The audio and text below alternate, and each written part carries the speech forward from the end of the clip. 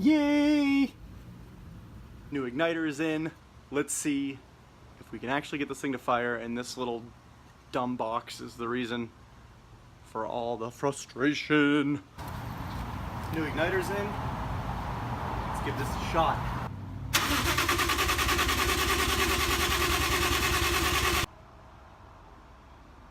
So I'm having no real luck getting any useful info on why the injectors still aren't firing. I'm checking continuity to some of the sensors on the harness, but everything's checked out so far.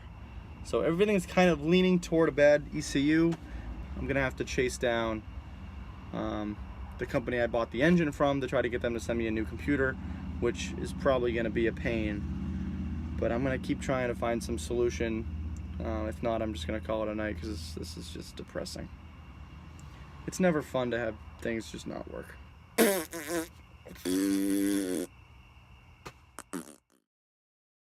So I just figured out why the car won't start. But it's not an easy fix. But good news is I know how to solder really well. And I'm sure there are people that probably predicted this.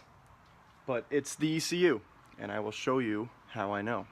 So here are the boards from the ECU all dismantled and disassembled. Be very careful if you're taking this apart. But a very common problem with these ECUs is the capacitors leak. And as you can see, these are definitely leaking. This one's leaking. And these are leaking. I had a pretty good idea that this was probably the only thing left that could have been wrong. I already went ahead and ordered the capacitors, and they'll be here in a few days. And I'm pretty handy with a soldering iron, so I can definitely handle this. But if this were happening to you and you don't feel very comfortable with a soldering iron, I'd highly recommend sending it to Drift Motion. They provide a recapping service for like 80 bucks or something. I honestly considered it myself, but I didn't really want to wait to have them do it. I'm gonna go ahead and pretend this is good news, even though wasted a bunch of time, but at least we definitively know that's what's wrong, because one of these capacitors, like you can tell, one of these is corroded to the point where it's not even attached. Like it's just there. So pretty sure that's why it's not working. And that should start right up, because that's definitely the issue.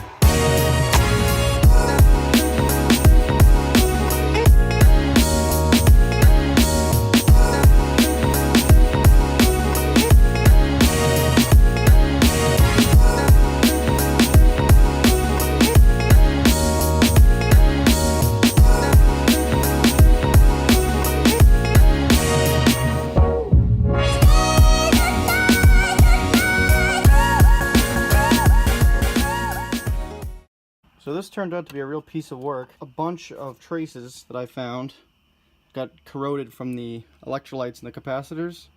So essentially what you just do is you trace the trace wires on either side of the brake, and then you find a good hard solder joint to connect to, and you just jump the whole tracer. So you go from one end all the way to the other and bypass all the junk crap that got corroded in between. So I had to do that 5 times, which sucked. But I'm gonna put this thing back together, and I'm gonna cross my fingers that it fires, because it should now.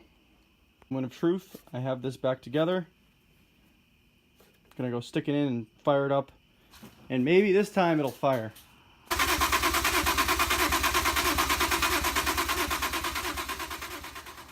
So last time we were here, we tried to do that ECU repair and start it up. Still no luck. I got in contact with JDM Engine Depot, which is where I got my engine from. They're from New Jersey, and they're really cool, really helpful guys, and they're going to exchange the ECU they gave me for the one that they have, and we'll try that out and see if that fixes the issue. But until then, I can do a lot of other stuff. Still not starting it, unfortunately. But today I'm going to attack the chassis harness and get rid of all the stuff that I don't need, and then wire it up, make it all clean, and figure out how I'm gonna run some other stuff and move this along. So I'm gonna look through the wiring diagram and basically just snip off anything I don't need in this harness and only leave what I do need, which is basically just lighting and then the power and grounds to the stuff inside the car. But all the stuff for the engine and you know, stuff that would have gone near the engine are not required anymore. So I'll get to that. So I trimmed most of the stuff that's required for the engine harness and taped it all back up, so it's a lot cleaner than having I think it was like almost 8 or 9 just loose connectors sitting. And I kind of cleaned up where the fuse box needs to go. I'm going to clean this up. This needs to go to my little distribution block I have. So now I just have to take care of the rest of the harness, which is for lights and stuff like that, and just get rid of the little miscellaneous connectors I don't need anymore. Probably won't be many of them, but I've already removed all this. But I'm going to call that a night for now. I'll pick this up tomorrow. So I was able to eliminate even more, and there's still a few things on here I can get rid of, but I'm out of electrical tape, so I'm going to go grab some more and finish this up, and I'll check back when I get it all done. So I finished up cleaning up the harness, retaping it, all the spots, peeled off all the old dry 30-year-old tape, and then ran it just to make sure like the headlights work and stuff like that. I can't get the motors to work, but it might just be because my battery's pretty much dead. And then I still have to figure out where to mount this. I'm thinking like here, probably. All I had to do was run the wire that used to go to the positive terminal up through here to my distribution block. So now there's power to the fuse box for the main relays and stuff when you kick the key on.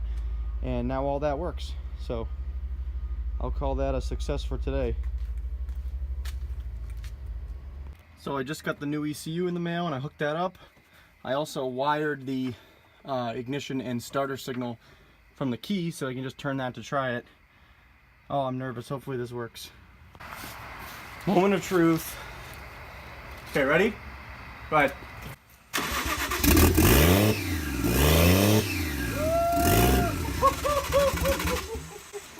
Oh, I'm so excited.